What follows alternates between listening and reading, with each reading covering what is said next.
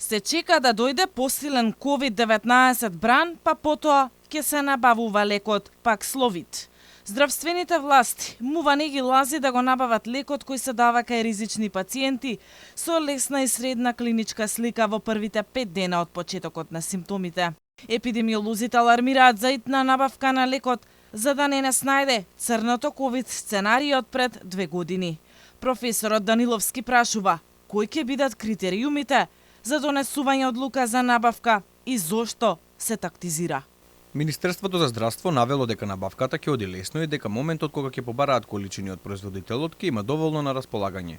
Дали сте нормални, ќе сте набавеле Паксловид во иднина, ако се зголеми бројот на позитивни случаи. Набавката ќе одела лесно. Тактизирате, а? Зошто? Сте чули ли дека со зголемувањето на бројот на позитивни случаи пропорционално расте и веројатноста да се зголеми бројот на случаи со тешка клиничка слика кои бараат хоспитализација, како и бројот на умрени? Докторот прашува како ќе го спречиме бројот на хоспитализирани и смртни случаи без овој лек и дали некој ќе сноси одговорност. Кои ќе бидат критериумите за донесување одлука за набавка? Бројот на потврдени случаи на COVID-19 или бројот на хоспитализирани или бројот на смртни случаи? Недела, 2, месец, 2. Во тоа меѓувреме, колкумина ризични граѓани, ако се заразат, ќе бидат изложени на избеглив ризик да завршат во болница или на гробиште.